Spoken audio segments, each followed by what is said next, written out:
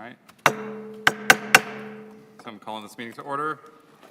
I'll start with first meeting of the year. Happy New Year, everybody. And so I'd like to start with the land and water acknowledgement. So I will start in French. Winnipeg est situé sur le territoire visé par le traité numéro 1, les berceaux et territoires traditionnels des peuples Anishinaabe, Ojibwe, Ininu, Cri et Dakota, et sur les terres ancestrales nationales et métisses de la Rivière-Rouge. Notre eau potable provient de la Première Nation Shoal Lake, numéro 40, qui est située sur le territoire visé par le traité numéro 3. So I would like to acknowledge that we are on Treaty 1 territory, the home and traditional lands of the Anishinaabe, Ojibwe, Ininu, Cree, and Dakota peoples, and in the national homeland of the Red River Métis. Our drinking water comes from Shoal Lake 40 First Nations in Treaty 3 territory. And with that, Madam Clerk.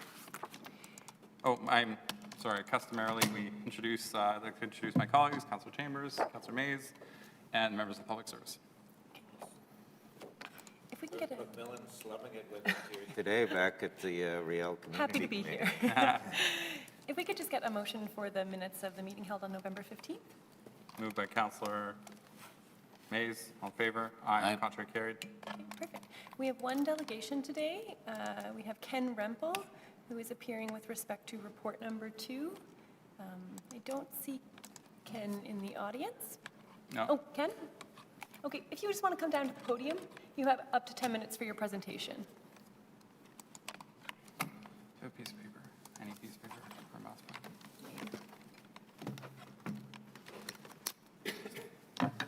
Just hate it when it's sticky. I can get one. I can use a folder too. Just at the podium there. Yeah, thanks. Oh, it doesn't, okay. It's prior to it being discussed at the, or is this the first? I looked at the agenda, I think this item was down the line. Yes, delegations are heard at the beginning of the meeting. Okay, sure, okay. Then I'll do that. Well, I'd like to wish you all a happy new year. And when you start with the new year, often you look at just the challenges, but we also have to look at the opportunities. And I wish the council well as you do that for us citizens of Winnipeg. So I'm just speaking in response to public hearing item number 2, plan approval 878 John Bruce Road. And I submitted a letter yesterday, but I'll just read it. It won't take long. I just want to note that to date, basement construction has been completed as well as the subfloor, all prior to receiving Riel Committee approval. So this is more than approval. This is should maybe refer to this as a post-approval because it's underway. And the approval of this committee was required as per the original approval. And I won't list a long number of the approval. So originally, the approval was required on Lot 4 to ensure adjacent neighbor concerns about new homes blocking sun views due to the perpendicular lot orientation of lot number 4 to adjacent properties of Hardman Court. And typically on a city street, houses are lined up side by side. There's that 4 to 5 foot distance in between the homes. But this is going right up against part of my house, my neighbor's full house. So it's 4 feet off the fence, looking out of your backyard. So that's why this concern was mentioned in the original hearing. And our submission of support, like my wife and I, on the original meeting included a request that the developer commit to preserving as many trees as possible on the west side of their property line. My understanding, this would be one of the issues that would have been discussed at the RCC. On November 21st, approximately 80% of the mature hardwood trees on the west side of their property were removed. The developer agreed to leave some trees standing after discussion with the neighbor.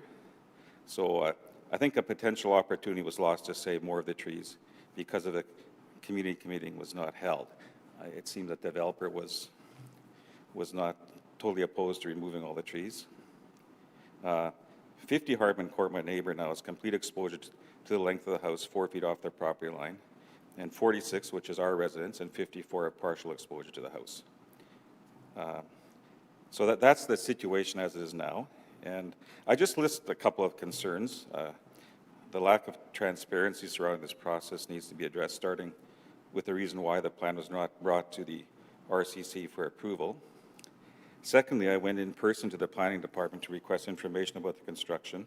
I think this is a couple of days later, and was informed that the information was confidential, even for neighbors such as ourselves who live adjacent to the building site. Changes should be made to the approval process so that all impacted stakeholders receive information about a proposed project. I can actually even say approved project. In the event the information cannot be attained from their property owner, as was the case in this situation. Finally, a process needs to be implemented such that construction is halted until all stakeholders are informed of the project and remedial actions are taken as required. Like this was notified planning early December, and construction just continued. So that's kind of my concerns. And the one thing that I'll say that was followed was the fact that a bungalow was supposed to be built on that land, and a bungalow is being constructed. And I think the height is 23 feet at the max, which fits within the maximum approval height limit of 30 feet. So those are my comments and concerns. As far as any remediation, I don't know about the trees because they're gone now. But the other one is I'd like some comment about ensuring the structural integrity of neighboring fences is maintained. Because of the excavation of the basement was probably about 6 inches off the neighboring fences, and the developer put a temporary restraining wall in there to keep earth from falling. So I would just like to ensure that as part of the completion of the project that steps are done, and I'm not an engineer or construction expert, to ensure that the integrity of the fencing is maintained, because it is very close to the fences, like the cut of the basement. So those are my comments. And Councilor Mays. Thank you. Okay. My colleagues now have questions. okay. Thank you, Ken, for your vigilance on this, and your approach has not been over the top, because this is a very unfortunate turn, what we've had happen here, and I'll certainly be raising that with the planners when we get to this item. And we'll see what we can do about the trees. One of the other neighbors had indicated to me concern about, and I can't quite get the orientation here, that there was some concern about, well, the new house, you're not going to be able to get to the backyard somehow, or the owners, and I can't quite get it's a 4-foot setback, as we've got all over the city and all sorts of properties, so probably can't drive a car through there, but is there some issue? I mean, you're a little closer, you're sort of right, Yeah. you're very much, due to the correctly used perpendicular orientation here. Any concerns? I'm still trying to figure out what this issue about access, the new property and access to the rear yard of the property. It's not that they're building a super long driveway or something. Is there some inability to get to the backyard? Well, I think, and I have to interpret those comments, because Fair enough. I think some of the concern becomes, and if, like, let's say on my neighbors, right? To get to our backyard, you also have I think ours are 5 feet. You have the 5 feet space of the adjacent property too. So if fire had to get through there, or emergency or any type of activity required people or small machines to get to the backyard, it'd be easier because there's actually 10 feet of access. This is down to 4. And then when you have an overhang of the house, which will probably extend over 4 feet, maybe that's what the concern was. Yeah. Yeah, not much to be done at this hour on that anyway, but thank you for raising the issues around the process and around the trees, and I'll certainly be coming back to that. And I mean, what are we at I know Councillor Allard had this property when it was still in his ward, so I think we had a hearing back in 16 or 17 on this John Bruce Road. So the good news is the finish line in sight here after 8 years or 7 years of this, but it's a fair comment. Why why put a condition in if no one at the civil service cares about the condition? I will be asking. Okay. And thank you for your persistence on this. Yeah, and just as far as trees, there's 4 feet in between the fence and the house. I'm not sure if trees will be able to fit in there, but, I mean, perhaps there could be some put on the back end of the property, but maybe there's something where, as a gesture, council could, provide some trees to, especially my adjacent neighbor, I think that's number 50. Yep. Like, they're just totally exposed, because there's no room, and it's a young couple, they just bought that house a few months ago. So that may be some remedial action. I mean, I think we should be investigating if trees can be planted in between, that 4-foot side yard, but then access down the road, you won't be able to get into the backyard unless the other that's- side. So okay. anyway, those are my concerns. I don't think we can do anything about the integrity of the fence. I mean, Yeah. at least I've spent years dealing with people in Glenwood calling me saying, my fence fell in the pit, and the city says, that's your problem. Yeah. Go sue the builders. So Yeah. the city's view on fence integrity appears to be, let them, But right now, hands off.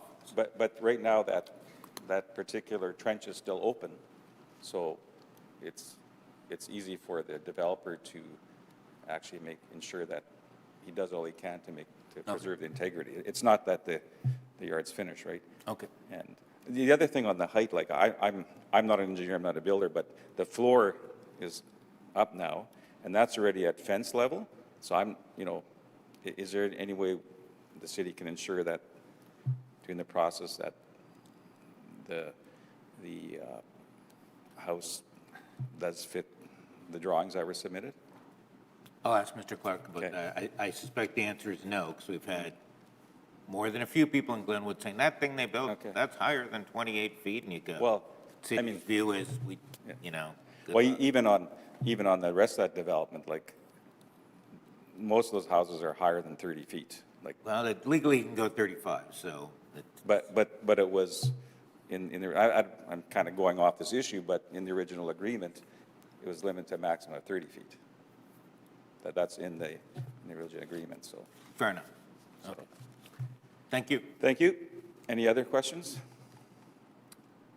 No, I'll leave it to Councilor Mayor. Thank you. Okay, Thanks thanks. for coming. Yeah, thank you. Madam Clerk? That concludes our delegations, so we can move into the reports.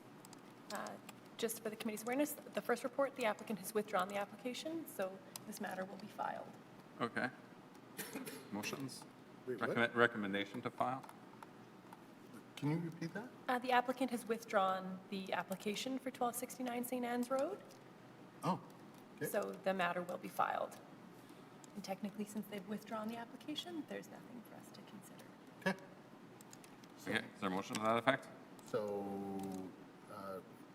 move to file the matter as stated by the clerk. Yeah, it begs the question, why is it here? Because it was laid over from the previous. Oh, meeting. it's part of our agenda, Yes, okay. yeah. So it's like So information, it's okay. just to close the loop. So Councilor Chambers?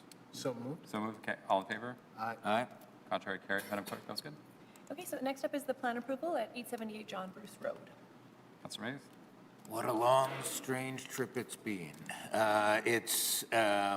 Councillor Allard had this, which for sure puts it before 2018. I think we started on this in 2016 or 17, I can't remember which, with an application for quite a big townhouse development. That never came to pass. To the credit of the new owners, they came in with a plan to do, I think it's six houses, some of which open on to John Bruce, some of which open on to the adjacent. It's like an L-shaped property, if you, and I'm sure Matt's, but the design that was finally approved made a lot of sense for what was there in the neighborhood. Okay, so we go through that in 2020, and we say specifically, come back to us before you give a building permit on this particular lot. There might even have been 2 of them. On this one, the most westerly, because it runs, correct use of the word perpendicular, it runs a fairly long north-south lot, and Hardman is a cul-de-sac that's got properties running east-west. So, and lots of concern over the years from Hardman about what's going to go in there. I mean, to some extent, well, I'll come back to it, but so this is the kind of thing that is crazy making, frankly, if you're a counselor. You put in these conditions, you put all this work in, and no one follows up. No one even pays attention. So we have then a building permit is issued anyway, and then the report comes, it doesn't even mention the fact that the building permit's been issued. Now, the revised report, to Mr. Clark's credit, does mention, hey, we've screwed up, we've issued a building permit without coming back to Riel first. So maybe I think first is a question to Mr. Clark, who obviously hasn't been here for this 7-year odyssey of this thing, but maybe 8 years. What happened? I think that's a fair question from the That's a resident. fair question, sure. Well, simply put, there was an error and an oversight in the implementation of the condition that was applied to this particular site. You know, that's, you know, I can get into details, but that's, you know, essentially it was an oversight. When the application initially came forward, the variance included conditions that spoke to some lots coming back for community committee plan approval and others coming back simply for director plan approval. And I think when this file was brought in, that was probably where the mishap occurred. It is unfortunate.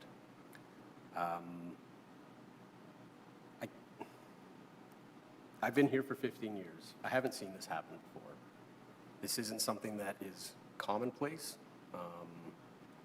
and it's certainly not something that we endeavor to have occur. So it's, you know, we've raised it on the zoning side. We've brought it to our attention on the planning side that, you know, those details matter and they need to be scrutinized early on.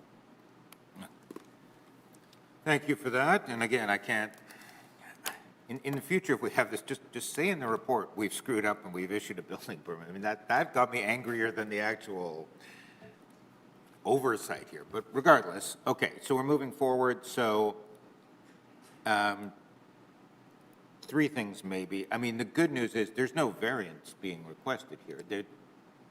This isn't somebody started building a fourplex saying I'm 799 meters, and it is like 700, this property is right on the edge of that 800-meter zone from rapid transit, so this could have gotten nasty, but no variance, the height's okay, the setback's okay, the yard's okay, the aesthetically it is what it is. I mean, it's a single-family home in a neighborhood of single-family homes, so that was kind of the battle back 7 years ago, so there's some victory by the concerned neighbors here. Okay, so 2 questions. Can you, maybe it's me, I don't think it's just me, the whole access to the backyard thing, we don't have any concerns about that, do we? I can't quite get the concern of one of the other neighbors on this. Yeah, we don't have concerns.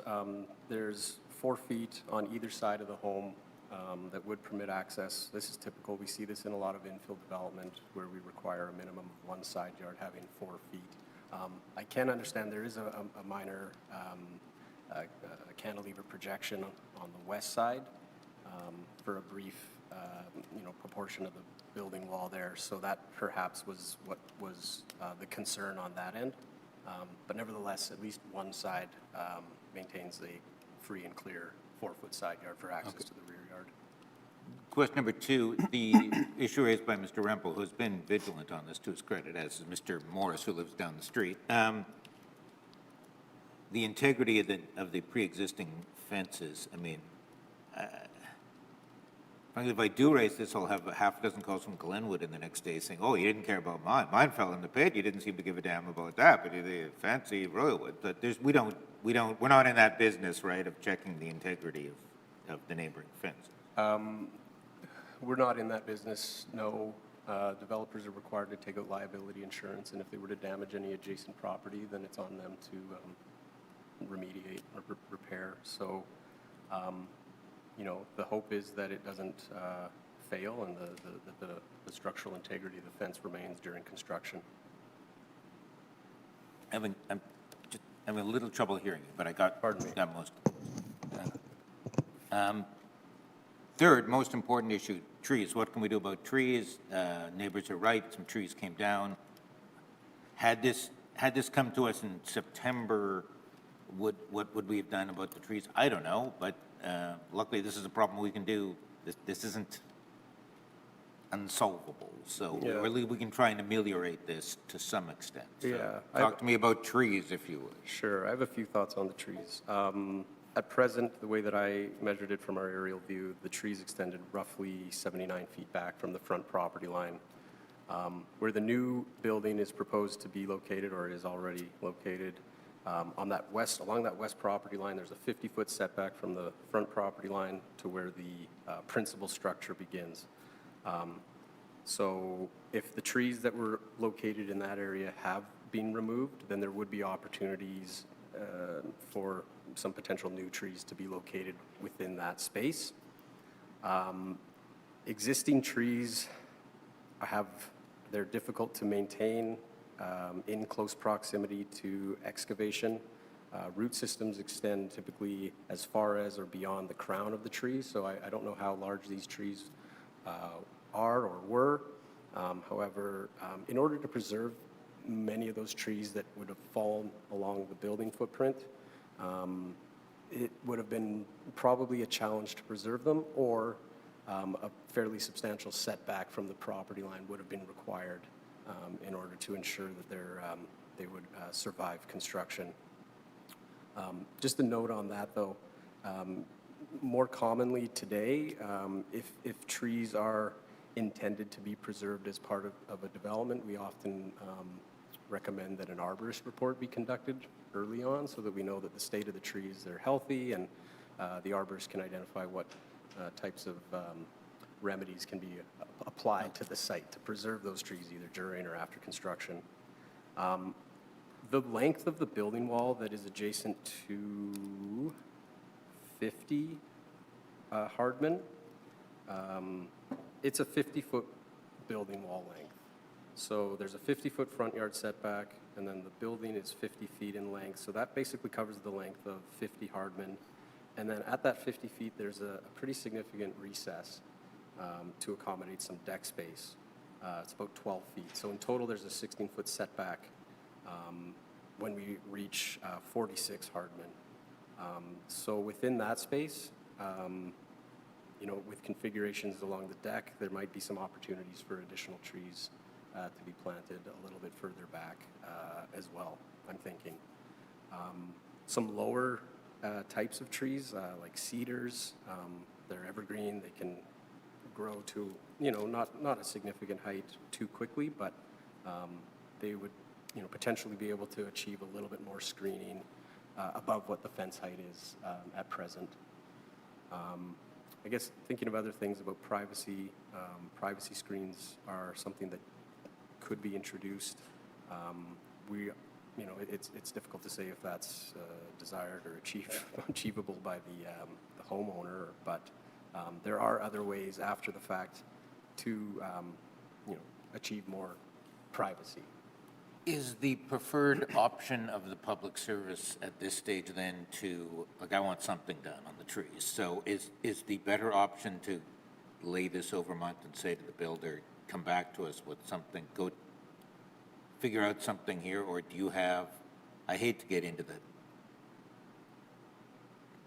caliper and all that stuff. I will if I have to. I mean, we get into this fairly often, but I think this would have to come back anyway. I'm not sure of that, so I guess, Mr. Clark, what's the preferred option? Yeah, well, my understanding, I think that if, maybe Kate, you can explain this, if we're making changes to the site plan, that there's a requirement for the applicant to confirm or concur with those changes being made. So if there's a desire to add a condition that requires trees, it seems like we actually need them here to confirm their acceptance of that. Yeah, so any amendments to the site plan, if the public service, the committee, and the applicant are all in favor, those amendments can be made at committee. Otherwise, we have to refer the plans back to the applicant to make whatever amendments it is you'd like to see. Okay, so thus, today then I will be referring these back, saying, in crude terms, do something about the trees. I mean, it is somewhat, to the credit of the owner, Mr. Rempel and Mr. Morris, they both expressed more concern about the property that's in the middle than their own, than number 50. But I don't know if there's anything we can do on number, as you say, the way it lines up, they're facing a wall, just, that's the way it got built. But at least we can do something along the back of 54 and 46, I would think. 54.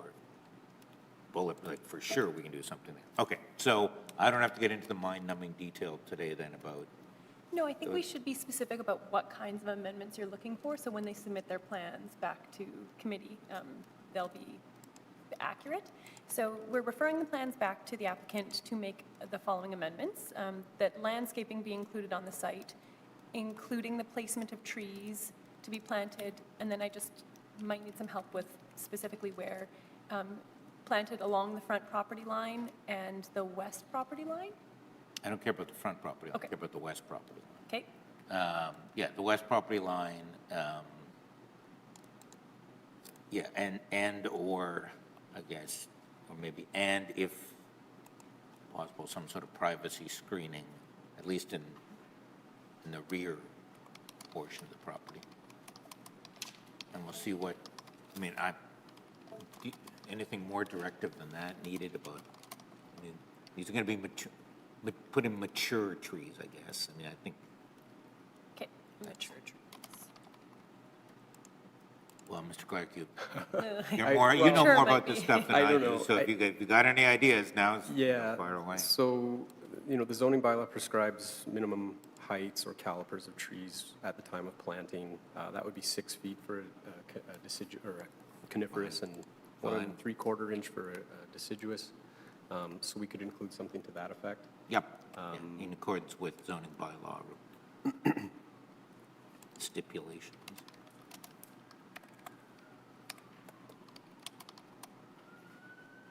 Okay. I think we've got something that is both specific but also generic enough that they can come back. So that landscaping be included on the site, including the placement of trees, which shall be a minimum of 6 feet in height, and deciduous trees should have a minimum caliper of 1 3/4 inch. That would be in accordance with the zoning bylaw, correct? Sure, did you say 6 feet for coniferous trees, or? Yes, sorry, It coniferous was- trees should be a okay. minimum of 6 feet. Okay, Which shall be planted along the west property line, in addition to privacy screening along the rear of the property. yeah, and, you know, it's tricky because I would say where possible, through, you know, through discussions with the site designer. I think for sure, you know, we can achieve something within the first 40 feet of the west property line, or of the front property line. Maybe more, not knowing entirely what the plan is for, you know, the use of that space. And then also possibly at the rear of the site, but I wouldn't have a dimension for that. So, well, I don't have one right now. I think if there is some willingness for flexibility to say where possible to achieve Yep, fine. privacy, or And, address yeah. privacy concerns. It'll come back here, Kate? Yes. All right. Okay, Yep. very good. Okay, so anything more needed on that, or is that? No, I think that's clear, yeah.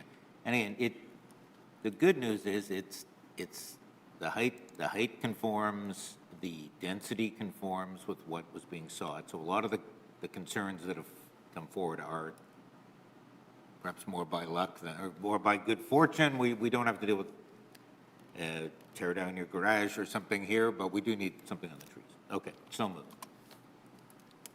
Okay.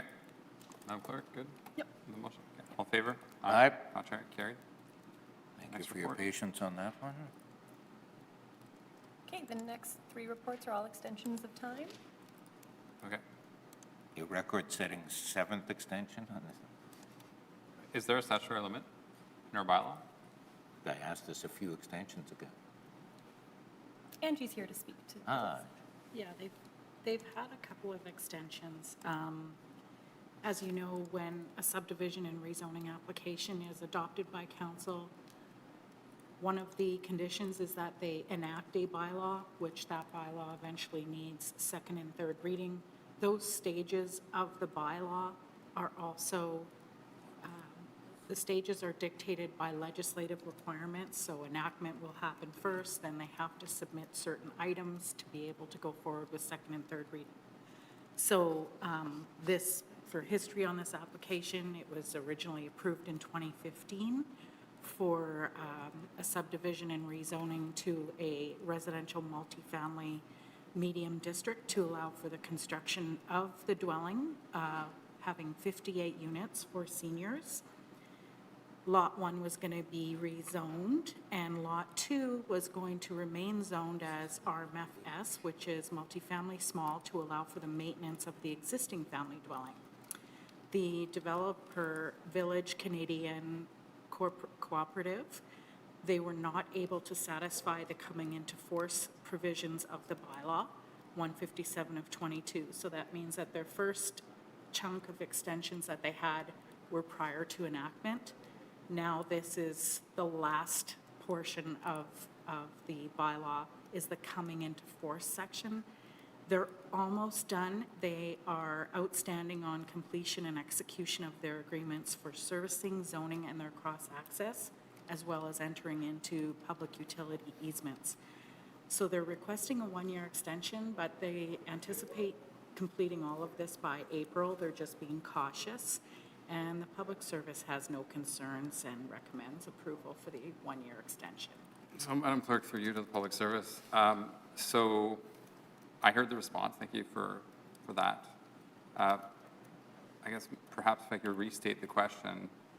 So now that there's more information, so given that we are considering an extension of time with, now that the bylaws have been enacted at this stage in the process, is there a prescribed amount of time, or is there a prescribed number of extensions of time in this part of the process that is legislated or regulated? No, there isn't a not? prescribed number. Okay. That is to your discretion if you want. That was what I was looking for. Thank you. Councilor Mace? Yes, I think this has gone through 3 different St. Norbert, St. River councillors in its odyssey here. Maybe I'm wrong. That might have been right at the start of Councillor Luke's term in 2015, now that I think about it. But and Mr. Gothrop has been diligent. I don't know if I owe him a drink at the end of this or he owes me one. Regardless, we should celebrate this. It's been 10 years. But there's a weird condition out on this one about, there's a crosswalk that's in. It's already in across River Road.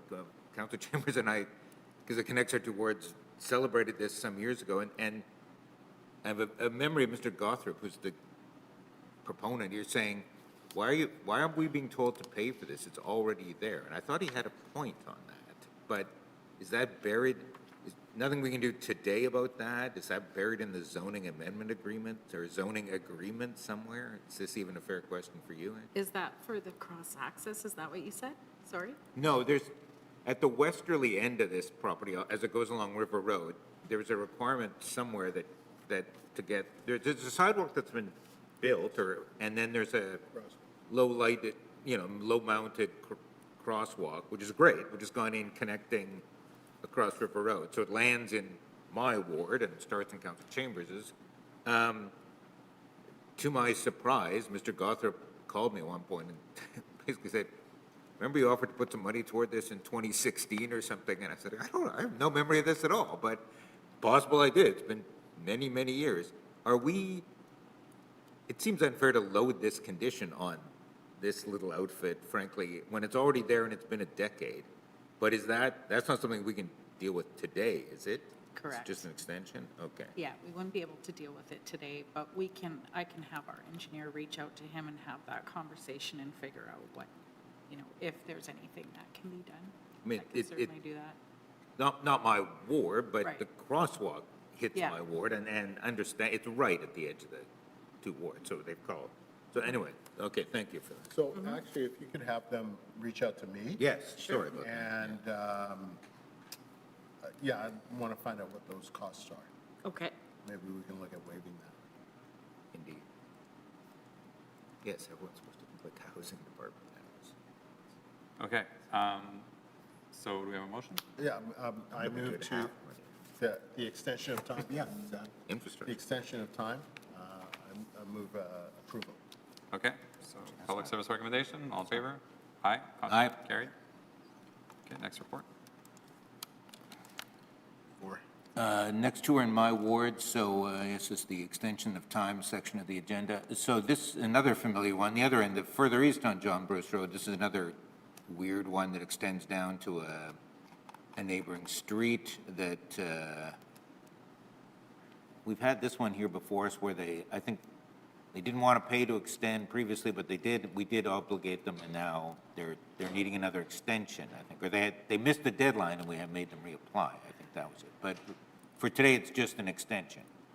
Yeah, Is it- actually, I think what happened is the original application ended up lapsing. Right. And then They they didn't get an reapplied. extension. Yeah. Right, So okay. this is a new application for this one, and council approved it on September 22nd to subdivide and rezone one large residential lot into 5 infill lots that will straddle between Tascona and John Bruce. And the owners have not been able to proceed with enactment of that bylaw, so they are requesting a one-year extension. So they've learned their lesson Yeah. and are now requesting an extension. Okay, very good. I'll move the public service recommendation. All in favor? Aye. Contrary? Carried. And next report, number 5. Across we go to the westerly end of St. Vital Ward, Moore Avenue. Angie, anything you can, so I'm just addressing everyone by their first name here except Clark, which makes me look, Ms. Savage, here's a question for you then. On this one, this is the odd one where we've, 50 years after Unicity sold off a vacant lot, finally, these are the purchasers, they just need more time to, there's some complexity here with the lane. Is there any particular reason why they've cited for asking for the extension? Yes, they have, they're continuing to work with their engineers on documentation that they still need to submit to the city, as well as secure their utility easements. This property also requires a development agreement, so there's plan considerations for the widening of Ustic as well as engineering studies. So that's why they've requested their extension, and the public service supports this. We don't have concerns. I mean, yeah, this has gone around a bit. I mean, they got one less building lot, I think, than they wanted back in 2021, but none of this extension would alter or prejudice that. Okay, very good. Thank you for that. Yeah. And one house mostly constructed and the other one not at this stage, but again, none of that. It's just an extension of time. That's correct. Okay. So I'll move the extension. So extension of public service recommendation is moved. All in favor? Aye. Contrary? Carried. And next item is hearings. Madam Clerk, how do I proceed? Not the hearings yet. Councillor Chambers has a new business motion. Okay, motion. It's been circulated to you guys. It's about an honorary street naming. Okay, so motion for new business. Yes. Did I?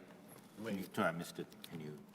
Yeah, so the motion is honorary street naming at University of Manitoba, working with the University of Manitoba Students' Union, UMSU, who have provided a lot of support to students at the University of Manitoba, looking to do an honor street naming that spans the ward of St. Norbert, St. River into Waverly West. Councillor Lukes and I will fund the sign toppers and work with the UMSU students to make this a reality. And if we could just get a suspension of the rules to consider the motion. Okay, is there a motion to suspend the rules? So moved? Moved by Councillor Chambers, all in favor? Aye. Contrary? Carried. Okay, so Councillor Chambers, Good. did you want to introduce the motion? Or did you want to move the motion? I moved the motion. Okay, So moved. well, that was out of order when you moved it, so let's move now. All right. Okay, so all in favor? Aye. Contrary? Carried. Okay, now we'll just recess until 10:30 for the hearings portion. Okay. Thank you. Okay, so we're back in order for the public hearing section of the meeting. Madam Clerk? Okay, So in accordance with the City of Winnipeg Charter and the Development Procedures Bylaw, the process the committee will follow is the applicant will be heard first, followed by those in support of the application. Next, those registered in opposition are heard, followed by those registered for information.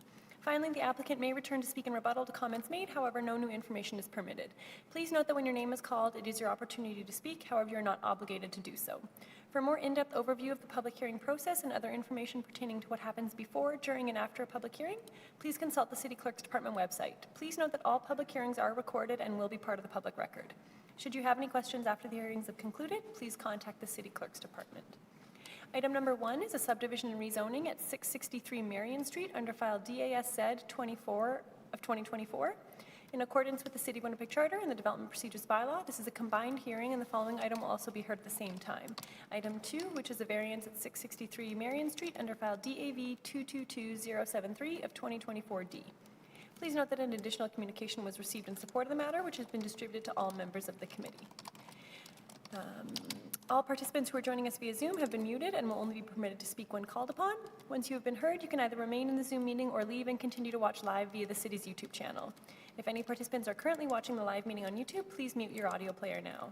And I'll just pass it over to planning for an overview on the application. Ms. Clerk, good morning, councillors. DASZ 24-2024 is an application to consolidate, subdivide, and rezone 663 Marion and 645 Marion from M3 Manufacturing Heavy District to an M1 Manufacturing Light District, as well as a PR1 Parks and Recreation District, for the construction of one mixed-use commercial building and one commercial building. The application is cross-referenced with DAV 222073/2024D for the associated variances. The subject property is located on the north side of Marion Street and west of Dupuy Avenue in the Mission Industrial neighborhood of the St. Boniface Ward. The subject lands consist of 2 existing lots with a total area of approximately 94,000 square feet.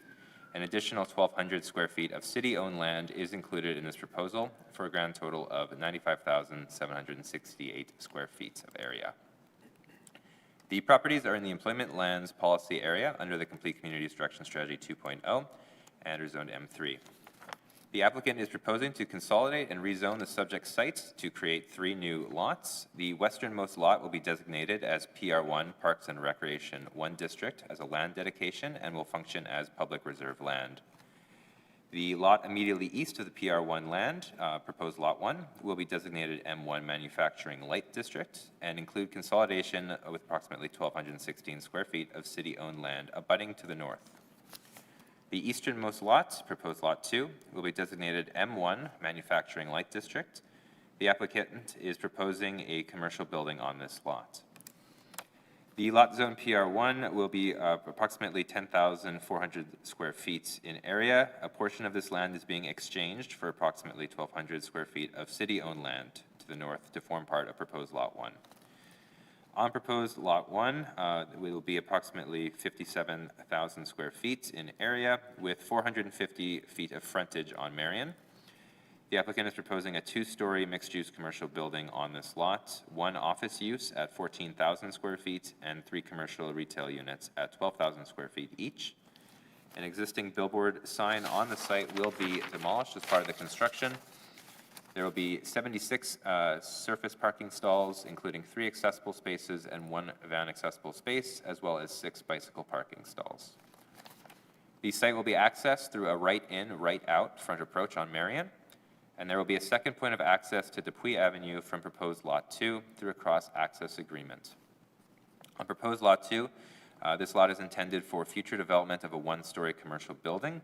According to the submitted site plan, the proposed building is approximately 100 feet in width, 39 feet in length, and 4,000 square feet in area.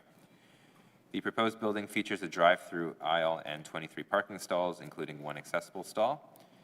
And this site is accessed by an approach on Dupuy Avenue and via Marion Street through the cross-access agreement for proposed Lot 1. The reason for the rezoning is because this lot is M3 Manufacturing Heavy District, and office and retail sales uses are not permitted in the M3 zoning district. The Manufacturing Light District is intended to provide light manufacturing, processing, service, storage, wholesale, and distribution operations, where all operations are contained within an enclosed building with some limited outside storage permitted. And the PR1 district is intended for sites that are generally passive neighborhood and community parks with facilities, and predominantly pedestrian and cyclists are the ones accessing these sites. This is also going to provide protection for the Happy Land Creek to the west. And the proposed development requires variances for street edge landscaping and setback requirements of the Winnipeg zoning bylaw. The Urban Planning and Design Division is supportive of the proposed subdivision and rezoning. The proposal is generally consistent with Complete Communities 2.0 because the property is located in the general industrial area of the employment lands classification, which is intended for a broad range of employment uses. Rezoning from M3 to M1 enables the office use, which is allowed in the general industrial area of the employment lands, and rezoning to M1 manufacturing light does not preclude light industrial uses in the future, nor does it deplete the supply of employment lands. The property is also located directly north of a large C2 commercial community zoned lot, which permits a mixture of uses, including offices and retail uses. That property forms part of the major redevelopment site now known as the Water Tower District. It is anticipated that the proposed development in the subject site north of Marion Street will be compatible with the anticipated redevelopment on the south side of Marion Street. The proposed development is compatible with the surrounding neighborhood, which features a mixture of zoning districts, including M1, M2, M3, as well as C2 commercial community and CMU commercial mixed use. As for recommendations, the Urban Planning and Design Division is recommending that the final plans be submitted to the Director of Planning, Property and Development for review prior to the issuance of the development permit on the lot. The inclusion of this clause will allow the Urban Planning and Design Division to review final plans and design details before any future development takes place on the site. We are also recommending that certain uses are prohibited that would otherwise be permitted in M1. Those are uses that are expected to draw an excessive amount of traffic to the site. Additional uses permitted in the M1 district have had their total floor area restricted to 5,000 square feet on the same basis. As for servicing, the Water and Waste Department advises there is adequate water servicing for the proposed development as submitted. And Public Works Department is recommending the expansion of the right-of-way along Dupuy Avenue and corner cuts at the intersection of Marion and Dupuy using land from the subject site. Multiple upgrades related to boulevards, sidewalks, the intersection, and utilities have been recommended. The Urban Planning and Design Division recommends approval because the proposal is consistent with the policies guiding development within the employment lands general industrial policy area, where small office uses are permitted. With the proposed zoning agreement that limits commercial and quasi-commercial uses on site, the rezoning will not measurably reduce the supply of employment lands. The proposal increases employment opportunities within the employment lands policy area. The proposal has been well designed, includes pedestrian connections, and has access to regular transit on Marion Street. And the proposal is compatible with the major redevelopment site located to the south. As for the variance application, planning is supportive of the reduction of the front yard of the accessory parking area from 25 to 9.7 feet. However, planning is recommending the rejection of the variance for the street edge landscaping, as the applicant has communicated their intent to meet this requirement instead. This concludes the summary from the public service, and I'm happy to answer any questions. Thank you. Okay, colleagues, any questions at this point? Councilor Weiss? There was a matter in which there was discussion of the need for a special meeting. Is that this location, and we're finally getting to it, or? I think so. I think it's the same one. Same one, Yeah, I okay. think we're reaching the point where the special meeting is now moot. Okay, Yeah, thank you. that's my understanding. I guess my question, in terms of the proposed, the Winnipeg Public Service recommendation, is the applicant on board with what's being proposed? Yes. Okay. With that, I have no further questions. Okay. Madam Clerk? We have the applicant here with us today, Brennan Johnson.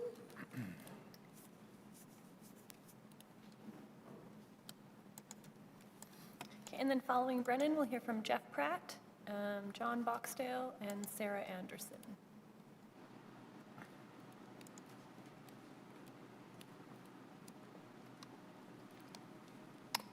Morning.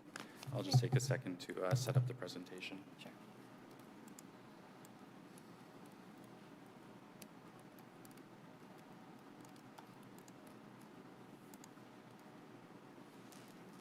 I'm setting up Gemini. with all the documents.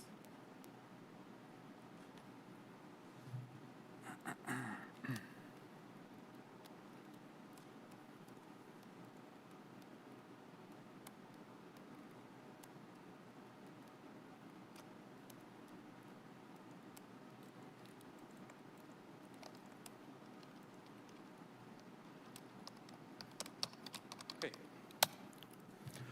Good morning, councillors, clerks, and administration. My name is Brennan Johnson. I'm a planner at Landmark Planning and Design. We're located at 298 Waterfront Drive here in Winnipeg. Thanks for the opportunity to present this proposed subdivision and rezoning for this property on Marion Street. This will work.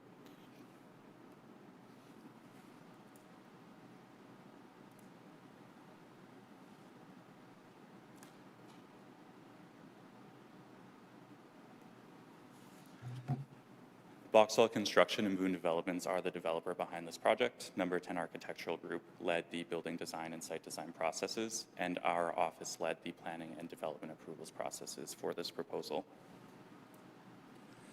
Briefly, in terms of the site context, this site is located at the northwest corner of Marion Street and Dupuis Avenue in the Mission Industrial Neighborhood.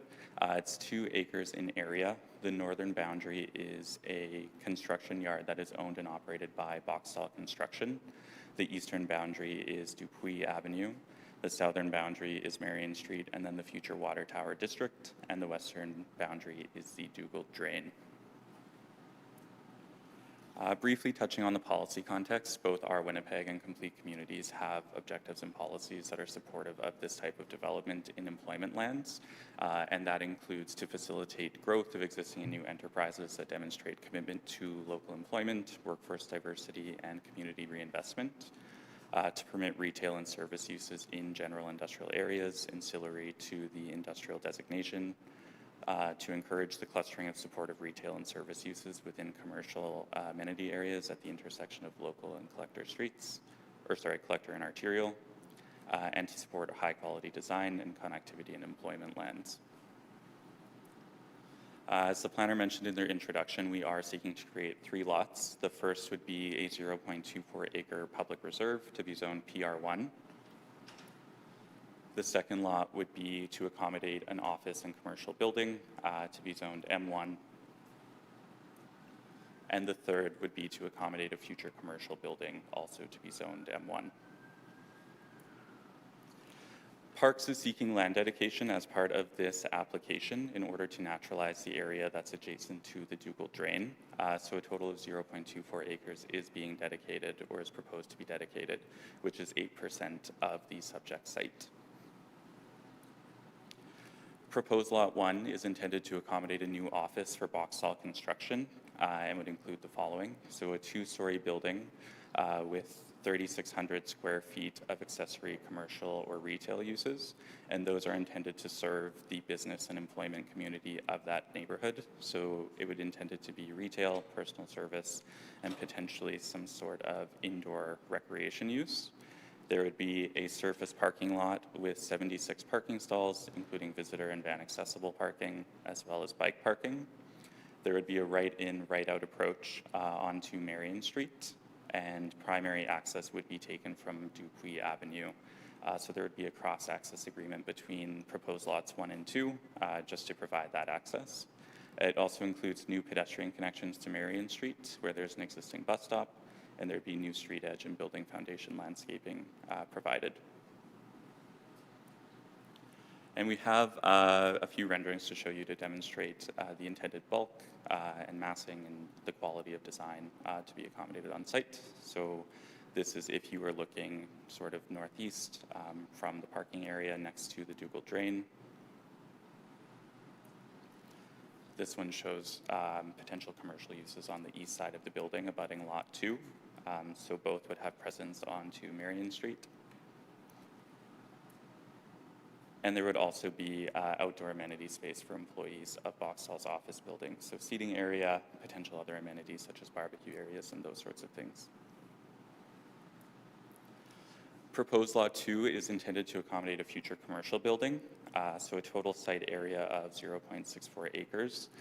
These plans for this lot are conceptual, but we are contemplating a potential drive-through, This building is shown at 4,000 square feet.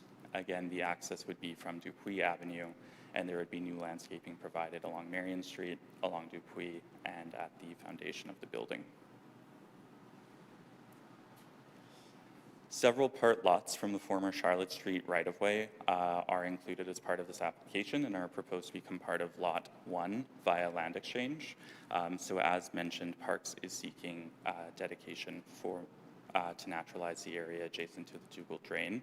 So land is being dedicated at the west portion of the subject site, and in order to do that in a configuration that Parks deemed desirable, there were concerns that this site was getting pinched a bit narrow in order to accommodate this type of development. So Parks and Real Estate were both amenable to an exchange to some of the property at the north to give a bit of breathing room to this site. The project team has worked closely with the City of Winnipeg over the course of this project, and we've worked to incorporate the recommendations prior to the submission of the formal development application.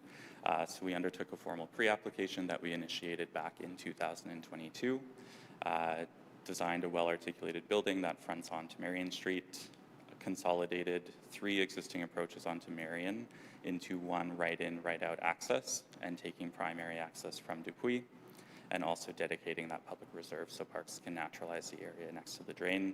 And we agree with the recommendation of the public service. Ahead of today's hearing, we did send letters out to 15 businesses and landowners that surround the subject site. The letter that went out provided details of what was being proposed, information on how to participate in today's hearing, and also provided contact information to discuss specifics of the proposal with the project team. To date, no concerns have been identified, and we did receive 5 letters of support from area businesses and landowners that we included as part of our submission as well. In summary, we feel this is an excellent proposal for Marion Street. It is consistent with the policies of our Winnipeg and Complete Communities. It would provide additional services and amenities to the Mission Industrial and future Water Tower District neighborhoods. A high-quality development will visually enhance the intersection of Marion and Dupuy, which is a prominent planned intersection. This proposed development focuses on improvements to the public realm, including pedestrian elements such as street trees and new landscaping. And various letters of support, as mentioned, have been received from area businesses and landowners. And there are just 2 things from the ACG report that we wanted to clarify. So one of those is Section 4 servicing considerations related to the boulevard, where it says that the developer will plant trees on both the fronting and flanking boulevard. We just wanted to clarify that where there are overhead services, those won't be required to be relocated to accommodate new trees. And similarly for Section 5 utilities, where it says that underground electrical and telephone services to be installed will be moved underground. Our understanding is that that is only required if it interferes with construction of the proposed buildings. So we just wanted to clarify that. We do have one requested amendment to the recommended zoning agreement, and that is just related to one of the uses that is recommended to not be permitted, and that is indoor amusement enterprises. As mentioned, the intent for the commercial that's being proposed is to serve the business community with some sort of personal service or retail or potentially some sort of light indoor recreation. We don't know exactly what those uses or tenants would be, but we thought that this one might be a bit limiting, so we are requesting that it be moved to Section 2A3 so that it's capped at a cumulative total area of 5,000 square feet instead of not permitted. Great. Thank you. Thank you. Questions from colleagues? No, at this point? So I earlier asked if everything was good with public service. They said yes, and so now we have a new thing. So have there been conversations with public service about this? In your opinion, how do those conversations go? And yeah, what are the implications? Yeah, so great question.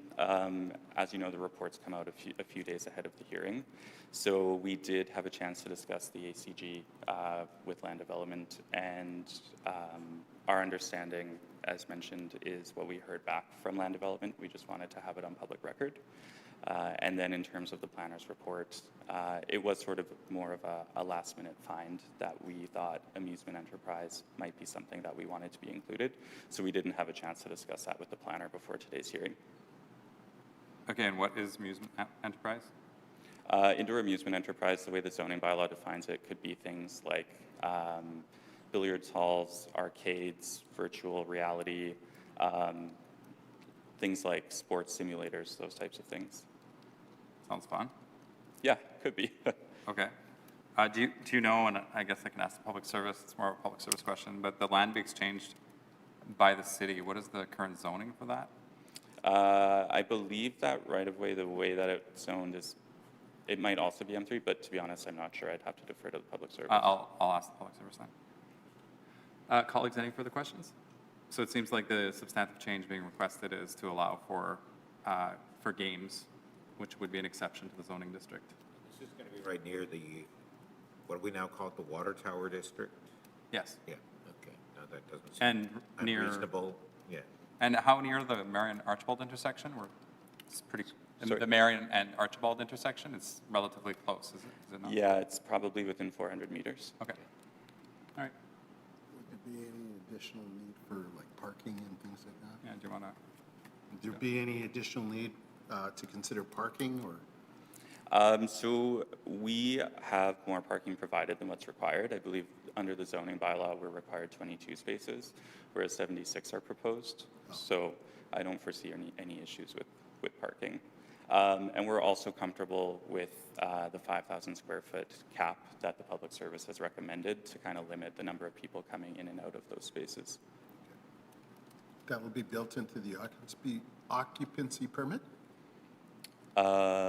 Does it get built into the occupancy permit? Yeah, in terms of the number of people that can attend. I think there would be, to be honest. I'm not as familiar with that. Yeah. I mean, recently I applied for an occupancy permit, and first you apply for a development permit if you want to rent an office. Then you apply for an occupancy permit, and you list all the possible uses that you're going to have. So Okay. I guess it might be caught at that point. I think, Councilor Mays? Getting an office, I didn't know that. Are we in the Mission Combined Sewer District here, and what concerns, if any, about, maybe this is a question for later in the process, sorry if I'm out of step here, but any, I mean, it's non-residential, so that, this doesn't come up too often, but any concerns with the fact that we're in Combined Sewer District? So it's a fully separated system. Just 1 second. Madam Clerk, are we in order? We're not going to be like triggering a rebuttal if the public service speaks? No, the applicant will have the opportunity for rebuttal at the end. Okay, so we're still But good? if we're done with Still the, okay? are Okay. we done with questions for the applicant? No, I think we're still going. Or sorry, we're doing a tandem questions, the public service and the applicant. That's okay? Sure. Okay. Go ahead, Councilor Mays. So yeah, you're correct. This is the Mission Combined Sewer District. They will be limited on their permit, at their permit stage for their site design to 29 liters per second discharge for the land drainage component, which should not increase the overall flow to the combined sewer. Okay, And then, thank you. and then, Madam, well, I don't know, I'm asking my questions through myself to the public service, I guess.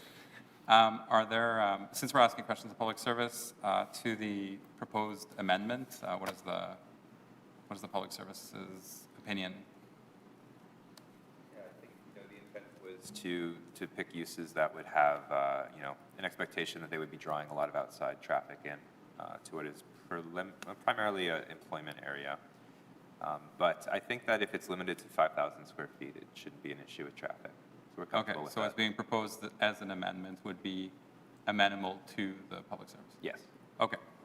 And then my other question is, the land that the city is exchanging in exchange for parkland, what is the nature of that land? Right now, it's all zoned M3, all the way to the creek. And then on the other side of the creek, it's M2. So right now, Okay. that land is just manufacturing. So how much park is being converted from heavy industrial to park? Because that would be something that the community would be interested in. Yeah, just looking for the exact number here. We have it proposed at 0.24 acres. Thank you, Brendan. How many? 0.24 acres. I'm not sure what the square footage works out to. For park?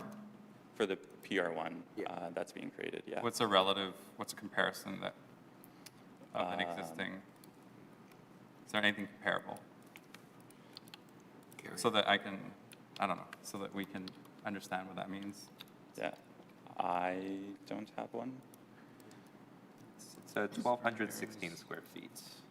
That helps. 1216, yeah, right? And is there an example? It's a small amount of park, but it's park.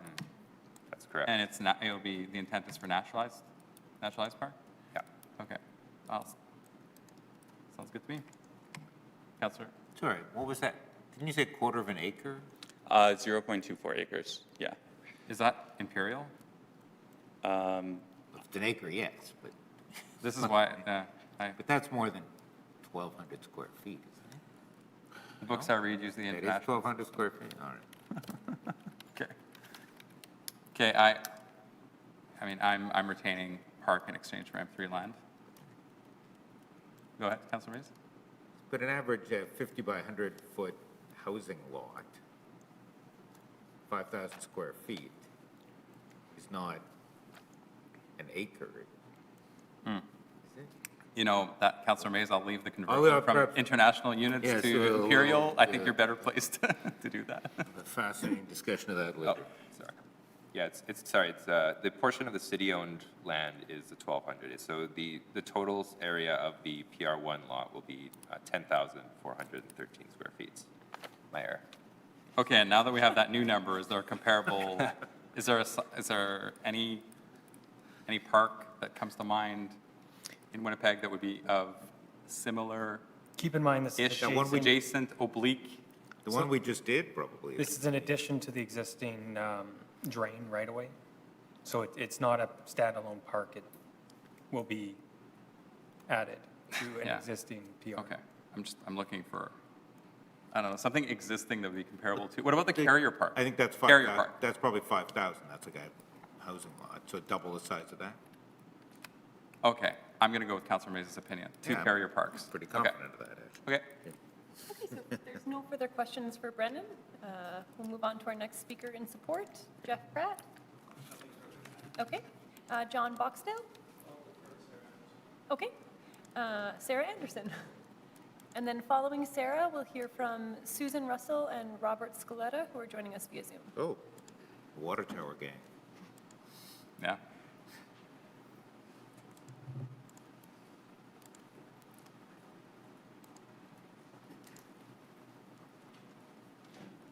Why we haven't changed in the international system from imperial, it's mind-boggling. Good morning. My name is Sarah Anderson, and I am a partner in Boone Developments and Boxall Construction. I am joined today by my father and business partner, John Boxall, in the gallery. Our primary business, Boxall Construction, started in St. Boniface over 112 years ago, and we have grown to a team of over 175 employees. We are eager to develop a new head office on Marion Street, just over a kilometer where our company first started. Our vision for this property is to create a modern and desirable work environment for over 80 office-based employees to this stretch of Marion Street. It is directly adjacent to our new construction yard and shop on Dupuy Avenue, and it will be close to existing amenities and services, as well as future amenities in the Water Tower District. We will also create a handful of new retail spaces for supporting commercial uses.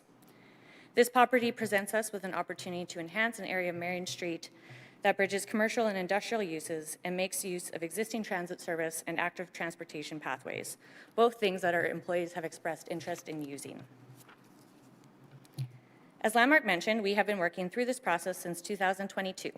We are happy to collaborate with the city and have been amenable to the various considerations and asks. There are a couple of points in the ACG report that we would like to get clarification on and make a couple of requests. First, as mentioned by Brennan, we understand there are obligations of the developer to contribute to area infrastructure. We understand that the wording related to burying utilities and landscaping the boulevard in the report is standard language. We ask that it be on record that the burying of utilities is only a requirement if it becomes necessary for construction, and we ask that it be on record that the existing boulevards are too narrow and have significant utilities running overhead to accommodate landscaping. Second, We are willing to provide the land required for dedication and for public works, and we would like to discuss the requirement for the sidewalk to be constructed on Dupuy Avenue. Our concern for building a sidewalk on Dupuy is that it leads to our construction yard and other manufacturing uses further up on Dupuy. The sidewalk would be interrupted by the proposed drive aisle from Dupuy, which is the primary access for Lot 2, and provides cross-access for Lot 1. And we would like to provide instead a private sidewalk from Marion to the future commercial building on Lot 2. We see it as a more practical location to enable pedestrian access, given the transit stop on Marion and industrial property uses further up on Dupuy. Lastly, repeating what Brennan mentioned in his report, in the recommended zoning agreement, we would like to request having amusement enterprise indoor moved from the restricted use to a permitted use. And we are interested in attracting tenants that could support employee well-being and do not want to restrict the possibilities that may fall under this category. Thank you for your time today. Thank you, colleagues. Okay, so thank you for the presentation. So in terms of proposed changes, public service was good, and then first delegation came in, proposed something, that's okay, that's part of your presentation. There were one or two other, okay, one is you only want to have to bury the utilities if you need to bury the utilities, that's Correct. one. Want clarification around that. Our understanding is that that language is standard. Okay, on utilities, and then on the sidewalk, it sounds like it's going to get more complicated. You're proposing a private sidewalk in lieu of the public sidewalk because you believe that private sidewalk would make more sense? For access to a future commercial development. Okay, and then would there be, I'm thinking about the land and future owners. I mean, it sounds like given your track record, there may not be future owners, but would that normally come with like encumbrances on the land, like registered things on title saying the city has an easement on this so that it remain public use? It's a private sidewalk. The intent, I think, is for people to use it, but given that rights go with the land, intents tend to be forgotten. What's remembered is what's in the law. The intent, so with the public sidewalk, we see it as it's really leading to Nowhere? nowhere, effectively. But we would still want to provide pedestrian access to it for future commercial use. So essentially asking for the elimination of the requirement of private sidewalk in exchange for promise to provide. So you would be good. amenable to an imposition of a sidewalk then onto the development? Within the context of it providing access to the building. Okay, and given we're in the public hearing, which is where we actually draw things on maps,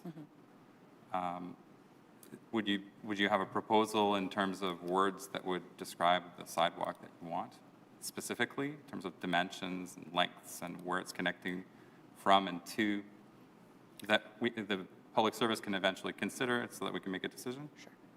Can you provide a suggestion? Procedurally, am I allowed to? Madam Clerk, can we? No, ideally, you would respond to that when you come back to speak in rebuttal. Okay. Yeah.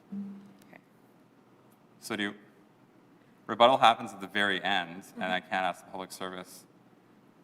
Is it allowed for the delegation to speak despite them having offline conversations that are happening right in front of us? I'm not sure I understand the question. I think if I'll you- provide the best answer I can. like, with not being an expert in is the planning. answer available at this time? Because procedurally, it could get complicated, and I don't want to break the public hearing process. Do you need a moment? Yes, that would be great. Okay, is that okay? Is that in order? Sure. Okay.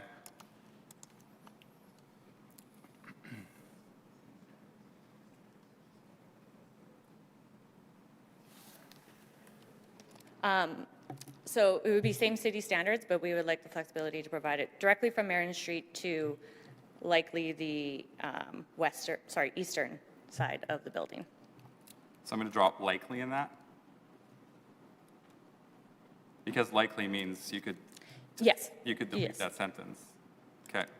Private sidewalk to city standards from Marion Street To the eastern edge to of the the building. eastern edge of the building? Okay.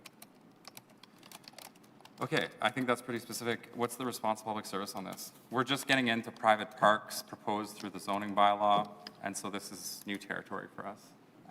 And this is a right-of-way, which is different than parks. Maybe if we could just hear the rest of the presentations, and then we can come back to okay. questions for the public service. So we'll let you finish your Oh, I was done. Okay. Okay. And so we have 2 other folks who have registered in support of the application. Madam Clerk, as we did in the previous delegation, may I ask the public service to respond right now? Sure, you may have additional questions after the other 2 presenters, so I'm wondering if you want to keep them all and then. I have a feeling we're almost done on the changes, but does the public service want to respond while we have the applicant here?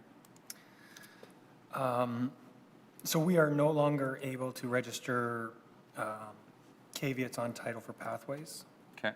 So private pathways on private land, we can't enforce through a caveat. I have no tools at my disposal to obligate them to construct a private sidewalk on private land. Do we have, can we do it through plan approval with delegated authority to the director? That would be up to the planners.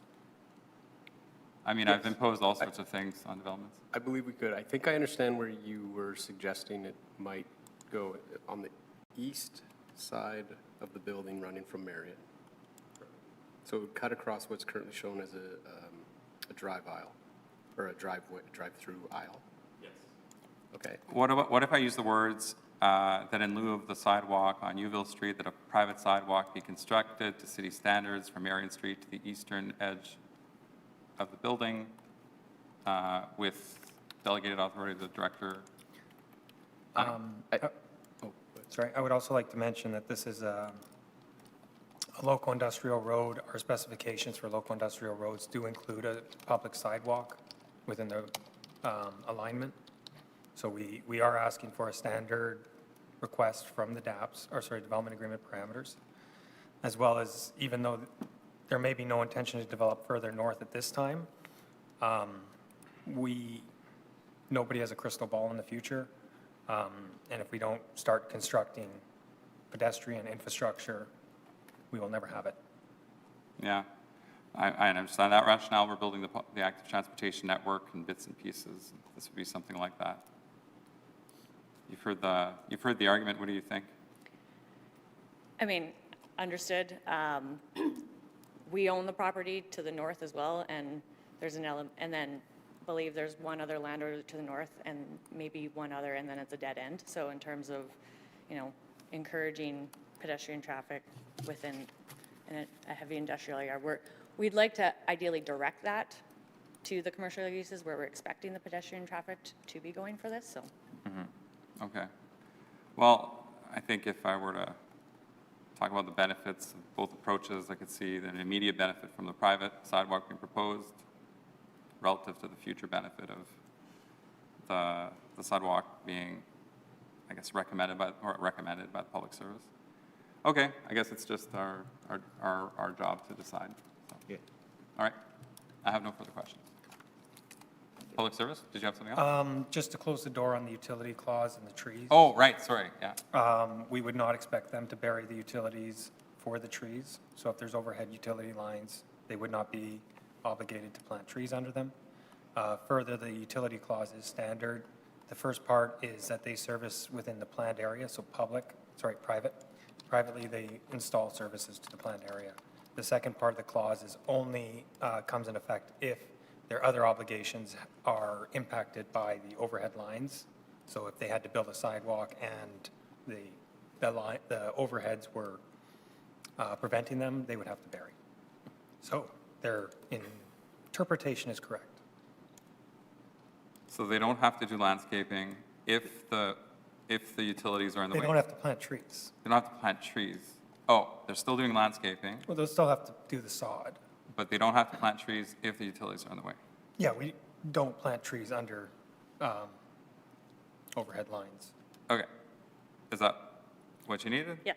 And that's good, just having the Yes. public service talk about it on the record? Just have it on record. Thank you. Okay. Oh, well, we're not quite done yet, but yeah. Okay, thank you. Okay, our next registered speaker is Susan Russell, joining us via Zoom. Susan, if you want to go ahead and unmute yourself and turn on your video, you have up to 10 minutes for your presentation. Absolutely. Really, no presentation other than to firmly welcome Boxtel into the community and say that we are definitively in support. So thank you. Okay. It's a fancy camera you have, Susan Russell. It's sort of like panned into you like you're a movie star.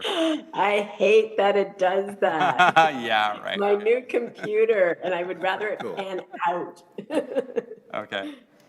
Mr. Scaletta, did you want to present as well?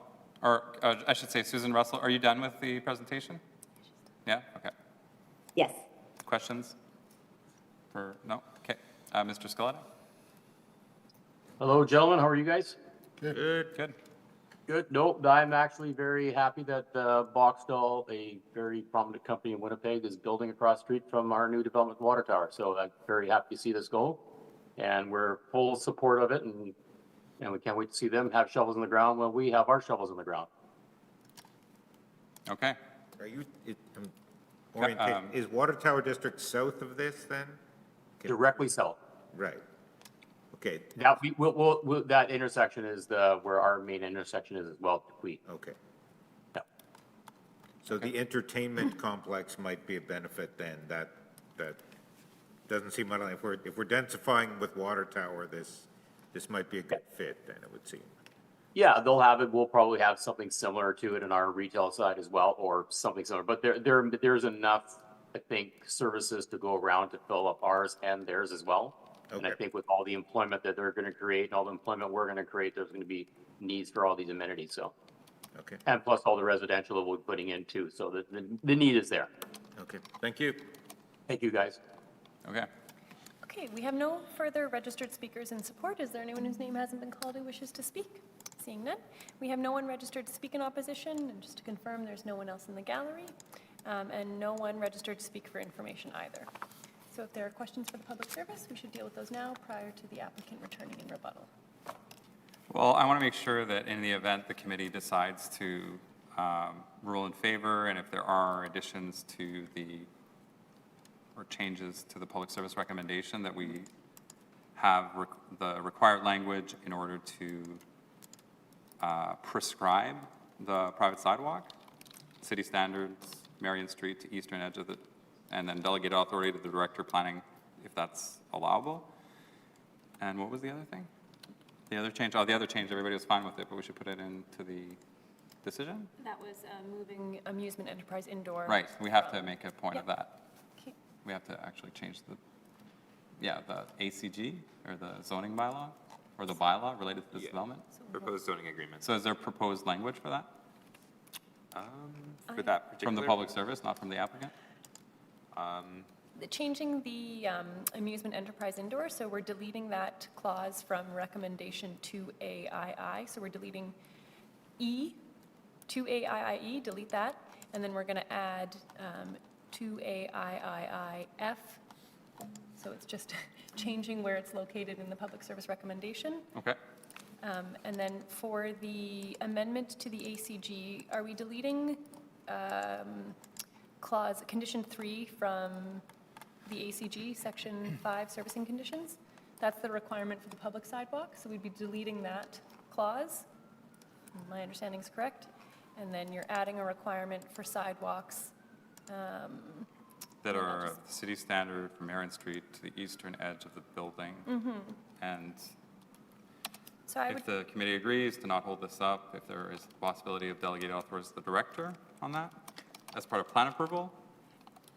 so I No? would just request some language from the planner. We can add sidewalks to the list of what's required for plan approval, just in terms of the city standards. I'm not quite sure.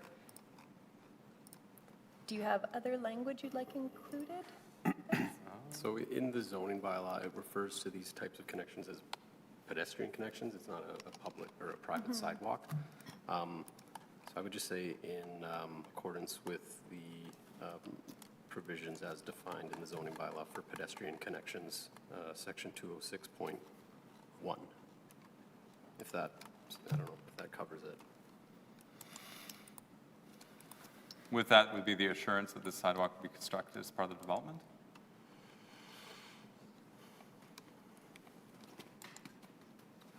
do you have it, that it's, that the inclusion of a pedestrian connection, I like what you proposed. yeah. Does what you propose in fact lead to a sidewalk being constructed in tandem with the construction of the building and building permits? It should, and it should be captured at the plan approval stage. Okay. That sounds good to me. Okay, so if there's no additional questions, clarification for the public service, we can have Brennan, if you'd like to come back and speak in rebuttal to any comments made, you have up to 10 minutes. I think we can probably turn Mr. Scaletta's camera off. Oh, sorry, I didn't realize he was still on. He doesn't have the fancy camera. Nope, he turned it off.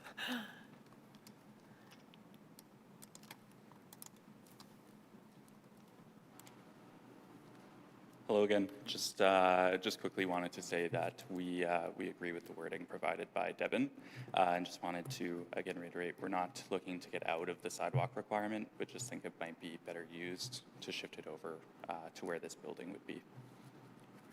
Great. Thank you. Yep, thanks. Councilors?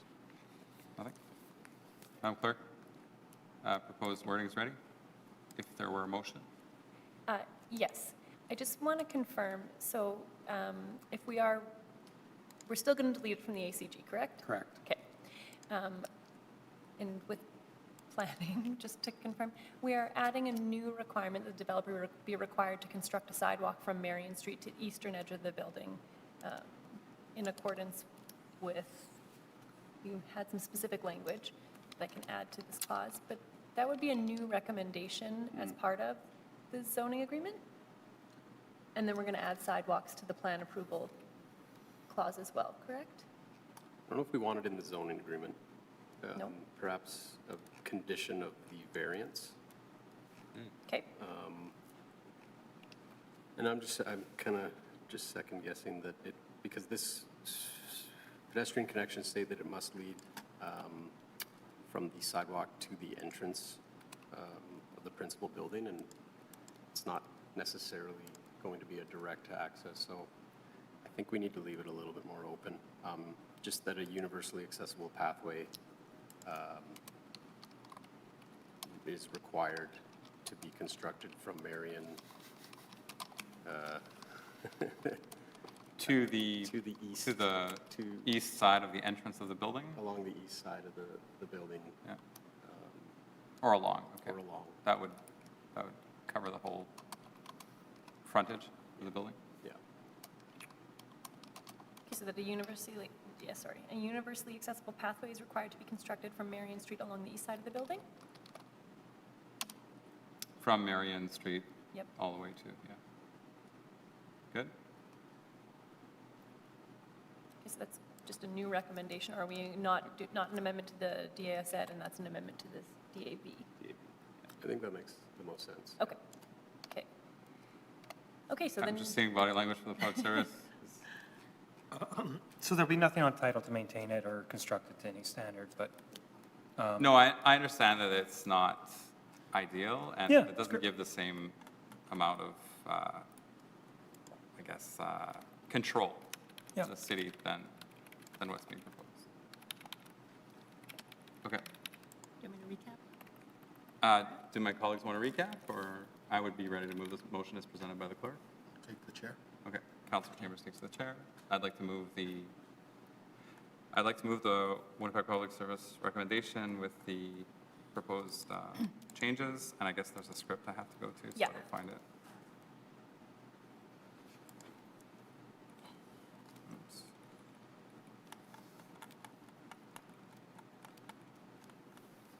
There we go.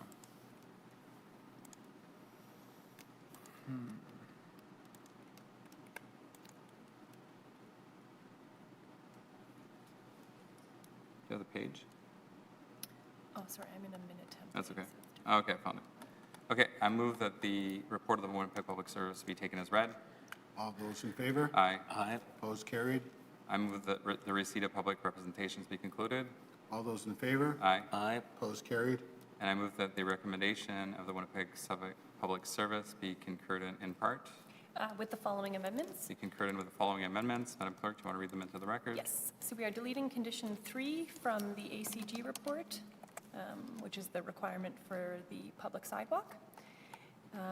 We are adding sidewalks to what's required for plan approval. And then we are taking amusement enterprise indoor. We're removing it from a recommendation 2AII, and we are instead placing it into recommendation 2AIII. And that's it for the amendments for the DAS said. Okay, so concurred in with those changes read in by Madam Clerk and forwarded to the Standing Policy Committee on Property and Development. And then your supporting reasons. Did I say those now before we vote? Yeah. Okay, so I've heard the presentations. I think we had like almost complete alignment with the public service. We made a couple changes. The committee considered those changes, made a couple amendments that are amenable to the proponent. I think there's, I mean, it's mixed, I think, from the public service on the public versus private. Sidewalk, I mean, in terms of that particular decision, I think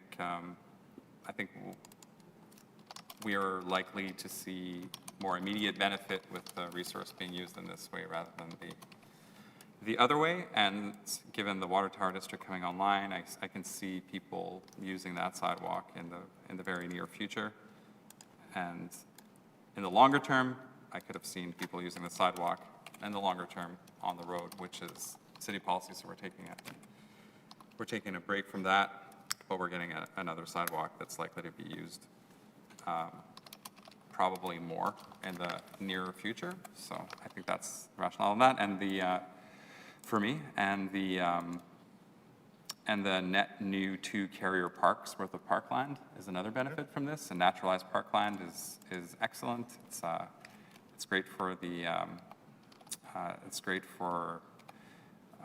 biodiversity, carbon sink. It's got all sorts of environmental benefits, and it's also pleasant to look at, in my opinion, and many others.